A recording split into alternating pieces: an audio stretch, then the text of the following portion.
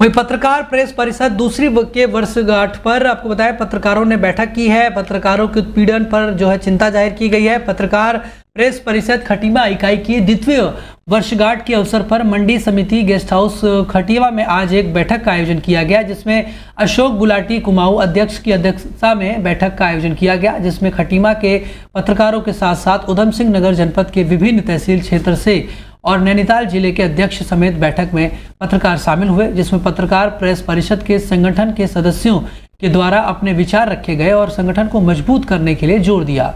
वहीं इस अवसर पर पत्रकार प्रेस परिषद के परिचय पत्र कुमाऊं अध्यक्ष अशोक गुलाटी के द्वारा दिए गए, साथ ही विभिन्न क्षेत्र से आए पत्रकारों को सम्मानित भी किया गया। इस अवसर पर मुख्य रूप से रुद्रपुर में दीपक शर्मा पत्रकार के साथ कोतवाल के द्वारा जो अवज्ञा की गई वह मामला बैठक में उठा, जिस पर पुलिस प्रशासन द्वारा पत्रकारों को लगातार प्रताड़ित किए जाने की निंदा की गई। गौरतलब है कि खटीमा क्षेत्र में पत्रकार प्रेस परिषद इकाई संगठन को बने हुए 2 वर्ष पूर्ण हो चुके हैं। तस्वीरें आप देख सकते हैं किस तरीके से यह द्वितीय वर्षगांठ मनाई गई। कोई भी धर्म हो, जाति हो, अगर कहीं कोई गलती कर रहा हो तो उसे सजा जरूर मिलनी चाहिए। आप लोग सत्य के कहते ना, लोकतंत्र के चौथे स्तंभ हैं, कलम के पुजारी हैं, सत्य निर्भीकता से हमारे सामने दिखाते हैं। तो आप लोग ये अगर कहने के लिए सोचेंगे तो बहुत मतलब हर चीज को आपको खुलकर कहना चाहिए। और महिलाओं के लिए भी अगर सुरक्षित नहीं है तो आपने कहा कि आप लोग अगर अपनी आवाज नहीं उठा पाएंगे, सुरक्षित नहीं रहेंगे, तो हम लोगों के लिए कौन आवाज उठाएगा? नहीं, आप लोगों को बिल्कुल आगे बढ़ना चाहिए, महिलाओं के लिए आवाज उठानी चाहिए। मेरी परिवार सीधी जिसमें जो है हम लोग प्रति मंथ जो है हम लोग उसमें अपने साथी लोग उसमें जो है पैसा जमा करेंगे। किसी के भी संकट होने पे पूरे कुमाऊं में हम चाहे वो हमारे पत्रकार परिषद का है या नहीं है, हम उसकी तत्काल जो है आर्थिक मदद करेंगे। और एक और महत्वपूर्ण जो सवाल है, तहसील में मान्यता प्राप्त आज तक नहीं हुआ है, और जबकि कई राज्यों में हमने देखा, हमने सिक्किम भी गए, बंगाल भी गए, वहाँ तहसील स्तर पे पत्रकारों की मान्यता है। तो हमारी ये डिमांड है सरकार से भी तत्काल जो तहसील स्तर पर पत्रकारों को मान्यता दी जाए। वहीं महिला कांग्रेस ने 1 दिवसीय कांग्रेस कार्यकर्ता सम्मेलन आयोजित किया। कांग्रेस की रीति नीति से कार्यकर्ताओं को अवगत किया गया। मसूरी में महिला कांग्रेस के द्वारा गोधी चौक गुरुद्वारा के सभागार में 1 दिवसीय कांग्रेस कार्यकर्ता सम्मेलन आयोजित किया गया, जिसका शुभारंभ पूर्व विधायक जोत सिंह गुनसोना और पूर्व पालिका अध्यक्ष मनमोहन सिंह मल्ल और कांग्रेस अध्यक्ष जसवीर कौर ने संयुक्त रूप से दीप प्रज्वलित करके किया। इस मौके पर कांग्रेस प्रदेश अध्यक्ष ज्योति रौतेला पर पुलिस द्वारा की गई बर्बरता का सभी कार्यकर्ताओं ने जमकर विरोध किया। उन्होंने कहा कि बीजेपी सरकार में महिलाओं की आवाजों को दबाने का काम कर रही है। आज प्रदेश में महिलाओं और बच्चियों के साथ लगातार बलात्कार की घटनाएं बढ़ रही है, जिसका विरोध कांग्रेस महिला प्रदेश अध्यक्ष ज्योति रौतेला द्वारा कार्यकर्ताओं के साथ मिलकर कर रही थी, परंतु सरकार के इशारे पर पुलिस द्वारा प्रदेश अध्यक्ष पर लाठी डंडे बरसाए गए, जिससे कि वह गंभीर रूप से घायल हो गई। उन्होंने कहा कि कांग्रेस सम्मेलन के द्वारा युवा पीढ़ी को कांग्रेस की नीति से अवगत कराना है, क्योंकि भारतीय जनता पार्टी के कार्यकर्ता लगातार कांग्रेस को लेकर झूठ फैला रहे हैं कि इतिहास से छेड़छाड़ की जा रही है और झूठलाने का काम किया जा रहा है। और इतना बुरा दुर्व्यवहार उनके साथ किया गया, तो ये महिलाओं का यहाँ पर ये सम्मान है।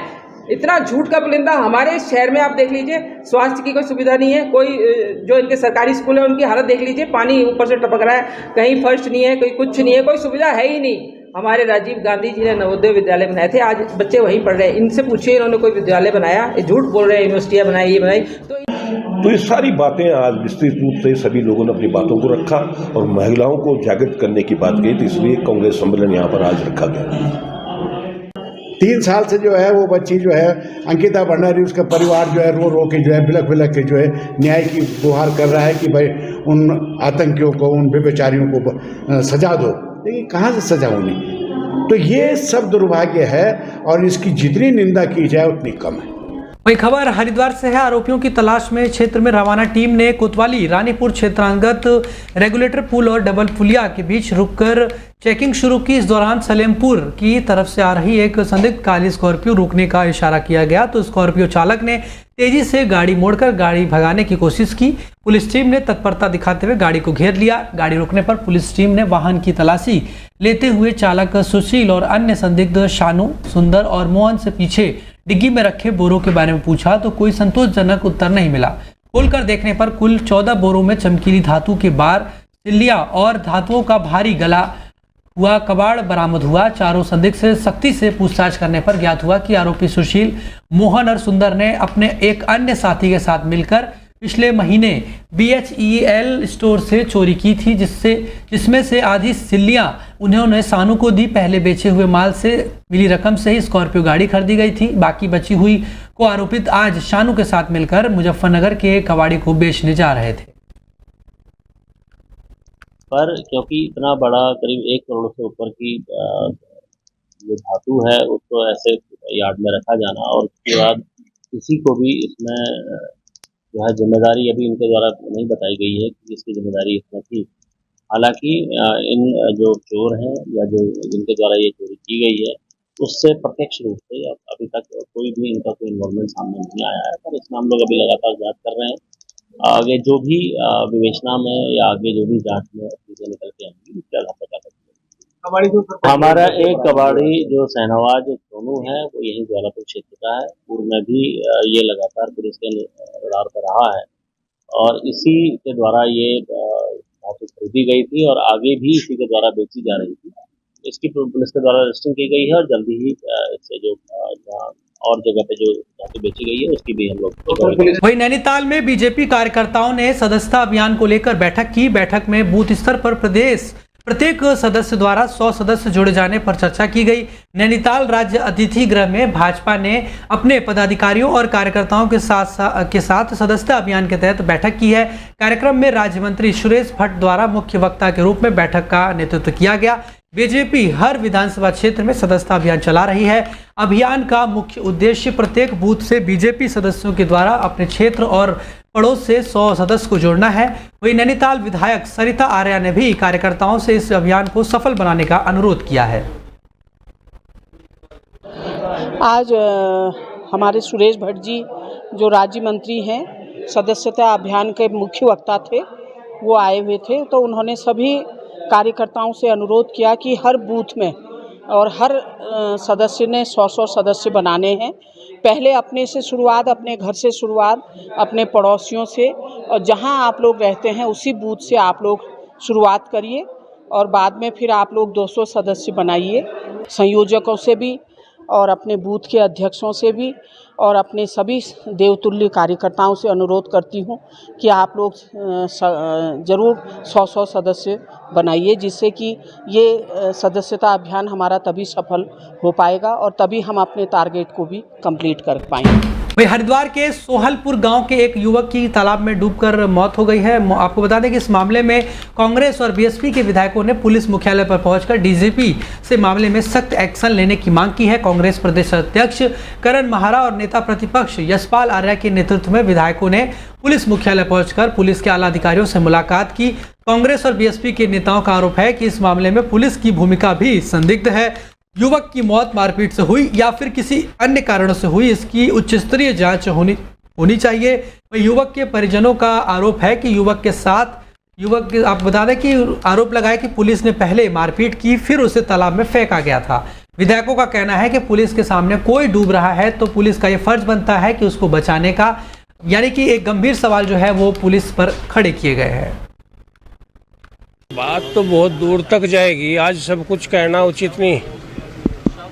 ये छोटा मसला नहीं है, ये बहुत बड़ा मसला है। की मांग की है, हालांकि अब देखिए क्या होता है, लेकिन अपनी जांच की मांग हम लगातार करते रहेंगे जब तक पुलिस को इसमें जांच ना करने दी जाए।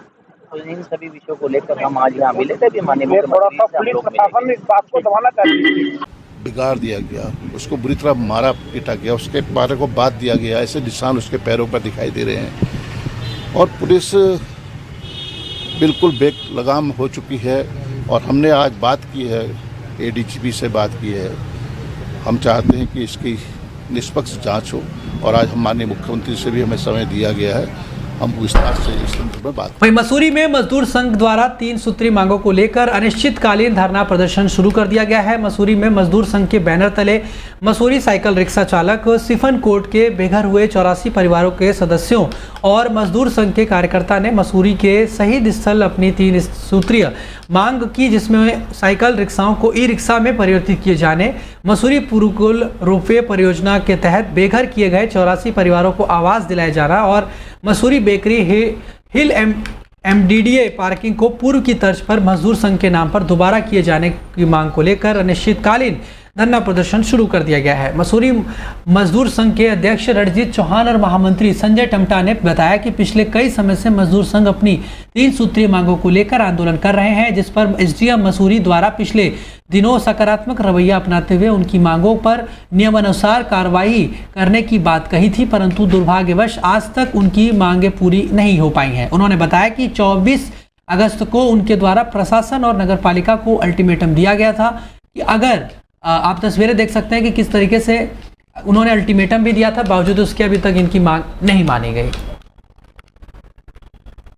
जिसको लेकर आज हम यहाँ पे फिर धरना वापस कर रहे हैं। हम तो अपने मांग को लेकर बैठे हैं और हमारी मांगे पूरी करें, हमें हमारे शासन प्रशासन से यही गुजारिश है। मंत्री जी का घेराव तो क्या रहेगा सर, हम धरना स्थल पर बैठे रहेंगे अपनी मांग को लेकर। कार्यक्रम नहीं होने दोगे? कार्यक्रम को लेकर हम कुछ नहीं कह सकते सर कि धरने पे बैठे रहेंगे सर, तो हमारी मांगे सुननी पड़ेगी, इसलिए हम यहाँ पे बैठे रहेंगे। 2 तारीख को भी बैठे रहेंगे जब तक हमारी मांगे पूरी नहीं हुई, तब तक हम उठने वालों में से नहीं। अगर सरकार ये मांग हमारी पूरी कर देती तो हमें यहाँ पे बैठने का कोई जरूरत ही नहीं। पर अगर मांग पूरी नहीं होती, 2 सितंबर को मुख्यमंत्री यहाँ पर आ रहे हैं, तब क्या रहेगा आप पर? सर अगर हमारी मांग पूरी नहीं होती तो हम 2 तारीख को जो है यहाँ पे बैठे रहेंगे, कोई कार्य नहीं होने देंगे। मुख्यमंत्री जी को हमारी बात सुननी पड़ेगी, क्योंकि मुख्यमंत्री जी द्वारा हमें जो है कई बार जो है आश्वासन दिया गया है, मंत्री जी आश्वासन दिए गए हैं यहाँ पे, पर अभी तक हमारी कोई मांग पूरी नहीं हुई। 2 तारीख को हम बैठ। वहीं रामनगर के वन ग्राम पूछड़ी में नगर पालिका को वन विभाग द्वारा हस्तांतरित वन भूमि का सीमांकन करने पहुंचे स्थानीय प्रशासन, वही वन विभाग और पुलिस प्रशासन का ग्रामीणों ने जमकर विरोध किया और जेसीबी के समक्ष धरने पर बैठ गए। बुधवार को स्थानीय प्रशासन, वन विभाग और पुलिस प्रशासन की संयुक्त टीम भारी पुलिस बल और जेसीबी मशीन के साथ रामनगर के ग्राम पूछड़ी स्थित वन विभाग द्वारा नगर पालिका को हस्तांतरित कर वन भूमि का सीमांकन के लिए पहुंचे।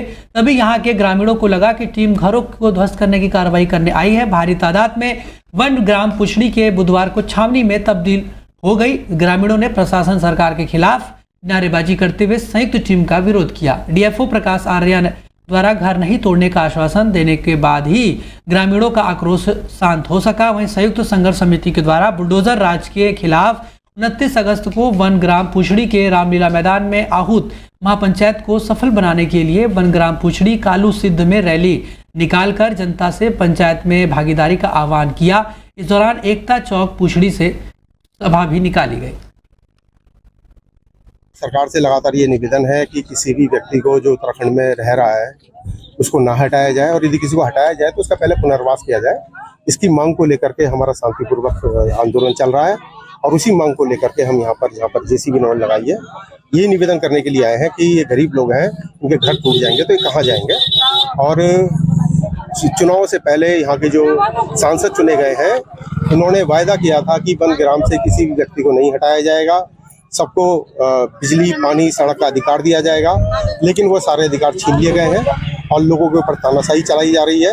तो ये निवेदन करने के लिए हम लोग यहाँ से जा रहे हैं कि भाई हमारे घर ना तोड़ें। खबर जनपद उधम सिंह नगर के खटीमा से है, जहां उप जिला चिकित्सालय परिसर में धरना दिया गया, जिसमें उपनेता प्रतिपक्ष और विधायक भूमन कापड़ी के साथ दर्जनों कार्यकर्ता बुधवार को अस्पताल पहुंचे, जहां उन्होंने नारेबाजी के बीच धरना दिया। विधायक कापड़ी ने कहा कि अस्पताल में ICU, NICU, MRI, CT scan, oxygen plant समेत सब कुछ है, लेकिन सही तरीके से संचालन के अभाव में आम आदमी को इनका लाभ नहीं मिल पा रहा है। आरोप लगाया गया कि लैब की सुविधा होने के बावजूद शुगर की जांच बाहरी से करानी पड़ रही है। निकासी के इंतजाम नहीं होने से एक दिन की बारिश के बाद 4 दिनों तक परिसर में पानी भरा रहता है।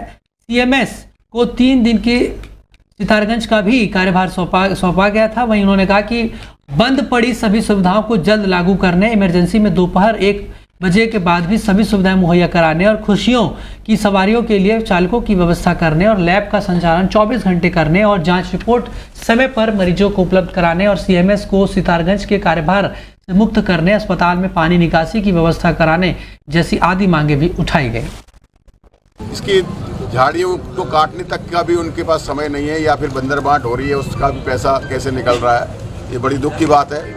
अस्पताल में 1 दिन की बारिश होती है और 4 दिन तक पानी भरा रहता है, कोई व्यवस्था नहीं है और न सर जो है कि इन्हें बाहर पानी को निकालने के लिए कोई प्रयास किया जा रहा है। इन सब व्यवस्थाओं को लेकर हम लोगों ने आज यहाँ पे प्रदर्शन किया हुआ है। बच्चों का डॉक्टर नहीं है, हम चाहते हैं वो डॉक्टर जल्द से जल्द आए और आईसीयू और एनआईसीयू शुरू हों। एमआरआई की मशीन है, वो एमआरआई की मशीन चले। 4 करोड़ 5 करोड़ रुपए की एमआरआई की मशीन में जो है खर्च हुआ है, उसका उपयोग नहीं हो रहा है। और पैथोलॉजी वाले कुछ काम तो करें। जो है शुगर तक की जाँच के लिए आप समझिए बाहर भेज रहे हैं, तो कितने गंभीर हैं वो अस्पताल के स्वास्थ्य होंगे। आज नहीं हुई तो फिर आंदोलन को हम और तेज करेंगे। वहीं धनौरी क्षेत्र के जस्सावाला रोड के समीप एक कॉलेज में गुलदार का जोड़ा दिखाई देने से हड़कंप मच गया। आपस में खिलाड़ी करते हुए गुलदार के जोड़े की हरकत सीसीटीवी कैमरे में कैद हो गई। गुलदार दिखाई देने पर आसपास के ग्रामीणों और स्कूल प्रशासन में हड़कंप मचा हुआ है। धनौरी क्षेत्र के जस्सावाला रोड पर एक कॉलेज में गुलदार की धमक से दहशत बनी हुई है। कॉलेज प्रबंधक अश्वनी सैनी ने वन विभाग को गुलदार को पकड़ने की मांग की है। उन्होंने बताया कि रात के समय गुलदार दीवार फांदकर कॉलेज के अंदर घुस आए थे। गुलदार की हरकत कॉलेज कैंप में लगे हुए सीसीटीवी में कैद हो गई। वहीं गुलदार की धमक से दहशत का माहौल बना हुआ है। और इतनी ज़्यादा वो हमला करने का प्रयास करते हैं कि वो आहट सुन के भी नहीं भागते। सूचना होने के कहते हैं कि वन विभाग इस पर कड़ा एक्शन ले, शासन इस पर कड़ा एक्शन ले और यहाँ या तो वो उस प्रकार की एक्टिविटी जो भी एक वन विभाग कर सकता है इन जानवरों को पकड़ने के लिए वो तत्काल करे। अन्यथा आने वाले, मैं तो ऐसा देखिए मेरी ऐसा कोई है तो नहीं कि भाई मैं ऐसा चाहता हूँ कि एक क्षेत्र में ऐसी हो, लेकिन अप्रिय घटनाएं देखने को मिल सकती है।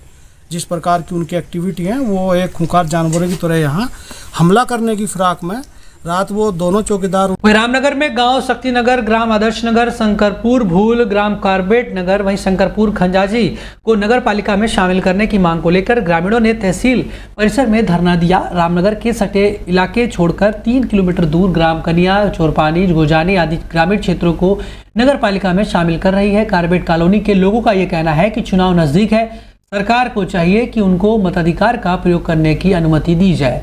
आरोप है कि प्रशासन ने उनको अवैध कब्जेदार का हवाला देते हुए चुनाव में वोट करने से रोक दिया है। लोगों का कहना है कि अगर उनको पंचायत या पालिका चुनाव का अधिकार मिलता है तो उनके प्रतिनिधि चुनाव में खड़े होंगे, जिससे कि उनके क्षेत्रों का भी विकास होगा। कारबेट कॉलोनी के लोगों ने प्रशासन से मांग की है कि पालिका या पंचायत सीमा में उनके गांव को शामिल किया जाए, जिससे आगामी चुनाव में उन्हें वोट डालने का भी अधिकार मिल जाएगा, अन्यथा लोग आंदोलन को बाध्य होंगे।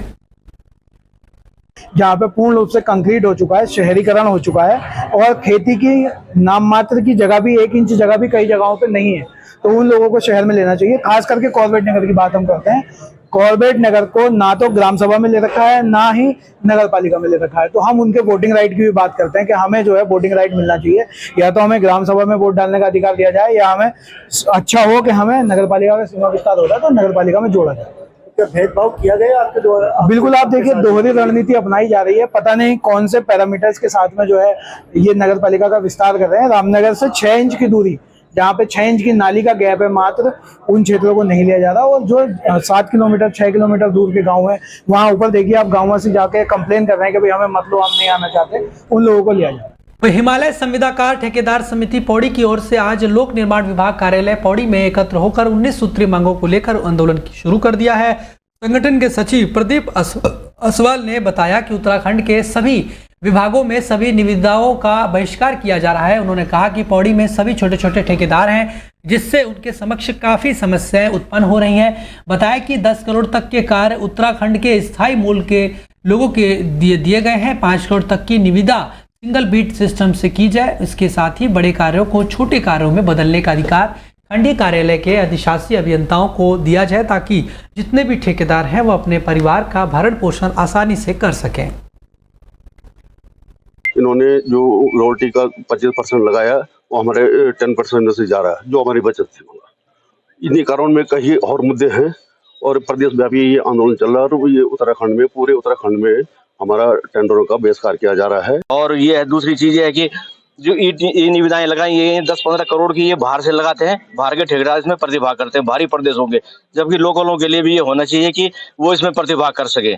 इसमें मूल निवास मांगा जाना चाहिए, मूल निवास मांगा जाना चाहिए। और दूसरा है रजिस्ट्रेशन की प्रक्रिया को इन्होंने बहुत दिक्कतपूर्ण कर दिया, क्या जटिलपूर्ण कर दिया है कि जेई इसमें अगर हम ठेकेदार हैं तो वो कहते हैं कि जेई और एई लाओ, तो जेईई जब लाना है तो विभाग के जेईई क्या कर रहे हैं। वहीं रुड़की की मंगलौर कोतवाली क्षेत्र के टांडा अकबरपुर में बड़ा मामला सामने आया है, जहां पर एक विवाहिता को ससुरालियों ने बेरहमी से पीट डाला। वहीं विवाहिता के परिजनों का आरोप है कि उनकी लड़की को ससुरालियों ने मिलकर जहरीला पदार्थ भी दिया है, जिसके चलते उसकी हालत गंभीर बनी हुई है। वहीं परिजनों द्वारा विवाहिता को उपचार के लिए रुड़की सिविल अस्पताल लेकर पहुंचे, जहां पर डॉक्टरों ने युवती की हालत को नाजुक देखते हुए हायर सेंटर रेफर कर दिया है। विवाहिता के परिजनों का आरोप है कि ससुरालियों की तरफ से कार और बुलेट की काफी लंबे समय से मांग की जा रही थी, जिसको लेकर उनकी तरफ से कुछ समय भी मांगा गया, पर बावजूद उसके अब ससुरालियों और उसके पति ने मिलकर उनकी लड़की के साथ लाठी डंडों से मारपीट की है, जिसमें उनकी लड़की पूरी तरह से लहूलुहान हालत में है। वहीं परिजनों की तरफ से ससुरालियों की तरफ से जहर देने का आरोप भी लगाया गया है। उनका कहना है कि लड़की को घायल अवस्था में छोड़कर ससुराल पक्ष अपने घर से फरार हो गया। वहीं युवती की हालत को नाजुक देखते हुए रुड़की सिविल अस्पताल के डॉक्टरों ने युवती को हायर सेंटर रेफर कर दिया है। डॉक्टरों का कहना है कि युवती की हालत बहुत ज़्यादा नाजुक है, जिसे उपचार के लिए हायर सेंटर रेफर कर दिया गया है। इस पूरे मामले पर मंगलौर कोतवाली पुलिस जांच कर कार्रवाई में फिलहाल जुट गई है।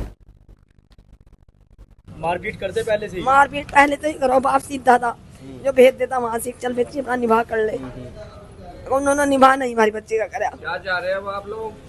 आप बदला इंसाफ चाह रहे हैं हम। जहर भी दिया? हाँ जहर दिया, हमारी लड़की को जहर जबरदस्ती दिया। डॉक्टर क्या कह रहे हैं यहाँ पे? डॉक्टर क्या कह रहे हैं? डॉक्टर देहरादून ले जाओ, यहाँ हमारे बस की नहीं है। सीरियस है? सीरियस है ज़्यादा। तो मतलब वो दहेज की मांग करा कि मुझे भी बुलेट मतलब उन्होंने बड़ी दी है, तो मुझे 4 पहियों की कार दो, मेरा पहले ब्याह हुआ। कार की डिमांड कर रही है? हाँ कार की कर रहे हैं जी। हाँ और फिलहाल इसके शरीर पे बहुत निशान है, जो बहुत जी लोहे की रोड तक के बजा रखी सिर पे, और गिंडासा कहीं कुछ है उनको हम जो खत्म ही करेंगे बिल्कुल। 4 बच्चे हैं जी। अब क्या चाहते हैं आप लोग? हम इंसाफ चाहिए। उसके लिए हमने उसका सैंपल ले लिया है और उसको केमिकल एनालिसिस के लिए आगे हम लोग लैब भेज रहे हैं। अब लैब में जो भी रिपोर्ट आएगी उसके अकॉर्डिंग फिर देखा जाएगा। क्या महिला को हायर सेंटर रेफर किया? हायर सेंटर रेफर किया गया है। क्या हो रहा है इसके बारे में अभी कुछ कहना संभव नहीं है। वही समाज सेवी और फोनिक्स कॉलेज के चेयरमैन चैरब जैन ने रुड़की के आदर्श नगर में एक निःशुल्क मेडिकल कैंप का आयोजन किया, जिसमें कई सौ लोगों ने लाभ उठाते हुए अपना चेकअप कराया। मेडिकल कैंप में निःशुल्क चेकअप के साथ दवाइयां भी वितरित की गई। इस मौके पर चैरब जैन ने बताया कि यह उनका दूसरा मेडिकल कैंप है और इस तरह के कैंप लगातार लगाए जाते रहेंगे। उन्होंने कहा कि उन्हें उम्मीद थी कि इस कैंप का 300 लोग लाभ उठा पाएंगे, पर आज कैंप में आने वाले मरीजों की संख्या 500 पार हो सकती है। चैरब जैन ने कहा कि इन कैंपों को लगाने का उद्देश्य समाज सेवा है, राजनीति से इन सब का कोई लेना देना नहीं है। वहीं मैंने आपको पहले भी बताया था कि मैंने संकल्प लिया है कि मैं रुड़की के 40 वार्डों में मेडिकल कैंप लगाऊंगा, ताकि एक रोग मुक्त रुड़की की मैं शुरुआत कर पाऊं। आज ये मेरा दूसरा चरण है और आप लोगों का सहयोग रहेगा तो हम जल्दी अपना संकल्प तक पहुंच पाएंगे। और इस कैंप के माध्यम से लोगों को हर प्रकार की हम फैसिलिटी दे रहे हैं, फ्री में दवाइयाँ दे रहे हैं, फ्री में चश्मे दे रहे हैं, ECG फ्री में हो रहा है। तो लोगों में बहुत उत्साह देखने को मिल रहा है, जिसको देखकर मैं बहुत प्रसन्न हूँ।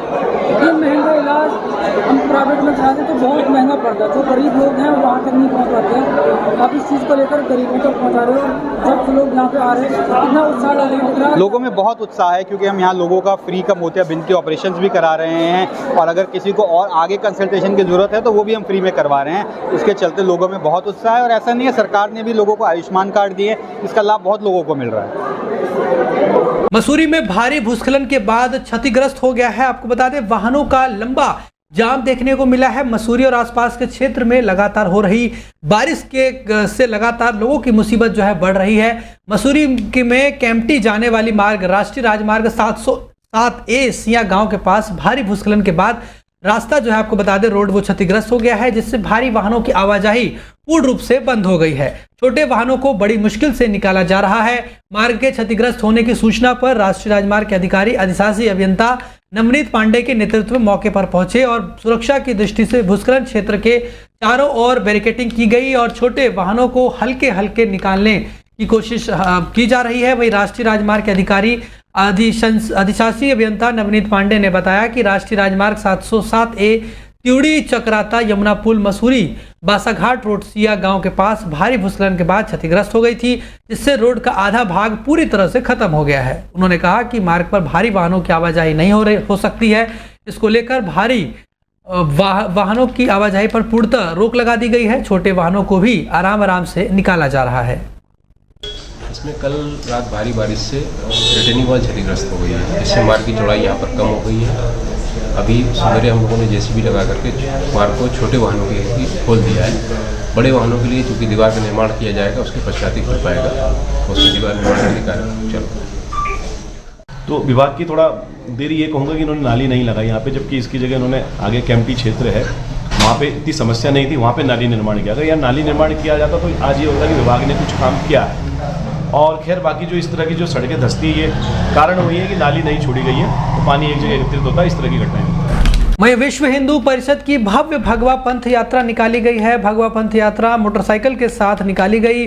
खबर जनपद उधम सिंह नगर जसपुर से है, जहां आज जसपुर नगर के कोतवाली के सामने धर्मशाला परिसर में जहां विश्व हिंदू परिषद गोरक्षा प्रांत प्रमुख यशपाल राजहंस और केंद्रीय मंत्री आनंद सिंह हरौला के साथ पहुंचे, जहां कार्यकर्ताओं का हौसला बुलंद करते हुए विश्व हिंदू परिषद की स्थापना की 60 वर्ष पूरे होने के उपलक्ष्य में किया गया, जिसमें आज के कार्यक्रम के मुख्य वक्ता आनंद हरबोला जी, विश्व हिंदू परिषद के केंद्रीय मंत्री, वही गौरक्षा प्रांत प्रमुख यशपाल राजहंस, कार्यक्रम अध्यक्ष मनोज कुमार कश्यप, प्रखंड अध्यक्ष चंद्रपाल कश्यप, दीपक राणा के निर्देशन में भाव भगवा पथ यात्रा का धर्मशाला मंदिर से शुभारंभ कर नगर के मुख्य मार्ग में बाजार निकाला गया। वही ठाकुर मंदिर, होली चौक, सरकारी अस्पताल, काली मंदिर मार्ग, जीजीआईसी कॉलेज मार्ग होते हुए जसपुर सुभाष चौक से गुजर कर धर्मशाला मंदिर में ही समापन किया गया। भगवा पंथ यात्रा में मोटरसाइकिल के साथ पैदल यात्रा भी निकाली गई, जिसकी अगुवाई हिंदू जागरण मंच के नगर प्रखंड अध्यक्ष चंद्रपाल कश्यप ने की। सुरक्षा व्यवस्था के मद्देनजर पुलिस प्रशासन द्वारा व्यवस्था भी चाक चौबंद रही। यह संदेश दिया गया है कि हिंदू के ऊपर कोई भी कहीं भी कोई अत्याचार होता है तो विश्व हिंदू परिषद या बजरंग दल के माध्यम से हम उसको आक्रोश रैली के रूप में, जैसे कि अभी पीछे भी किया हमने, उस आक्रोश रैली के रूप में हमने अपना आक्रोश जाहिर किया है। तो कोई भी भगवा, अगर कहीं भी भगवे को ऐसा खतरा होगा तो ये ध्यान रखा जाएगा जसपुर के इतिहास में कि विश्व हिंदू परिषद और बजरंग दल जिस तरह से कार्य कर रहा है तो वो कहीं पीछे नहीं हटेगा और वो पूरे हिंदू समाज के लिए एक रक्षा कवच के रूप में काम करेगा। इसमें विश्व हिंदू परिषद बजरंग दल द्वारा यात्रा निकाली गई है, जिसमें जितने भी हमारे कार्यकर्ता विश्व हिंदू परिषद के जुड़े हुए हैं जसपुर के धर्मशाला मंदिर से स्टार्ट होकर ठाकुर मंदिर से आर्य समाज मंदिर, आर्य समाज से होली चौराहा से जीजीआईसी काली माता मंदिर से इसका यही सभा धर्मशाला मंदिर।